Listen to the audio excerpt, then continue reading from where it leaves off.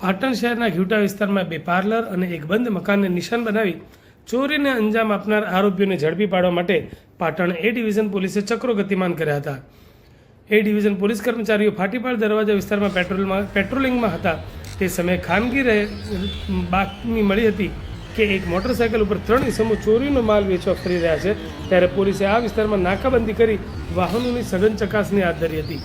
તે દરમિયાન શંકાસ્પદ બાઇક આવી પહોંચતા પોલીસે બાઇકને ઊભું રખાવી તપાસ કરતા બાઇક ઉપર સવાર 3 ઇસમો પાસેથી પ્લાસ્ટિકની થેલી તેમજ તેમના ખિસ્સામાંથી રોકડ રકમ મળી આવી હતી.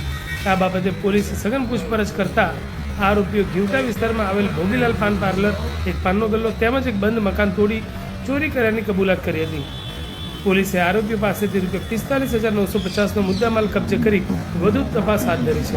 ચોરીને અંજામ આપનાર મુકેશજી ઠાકોર, દિનેશજી ઠાકોર, મનોજ નાઈ અગાઉ પણ ગુનાહિત પ્રવૃત્તિઓમાં સામેલ રહી ચૂક્યા છે અને રીઢા ગુનેગાર છે. આ સમયે અન્ય કઈ જગ્યાએ ચોરી કરી છે તે દિશામાં વધુ તપાસ હાથ ધરવામાં આવી છે.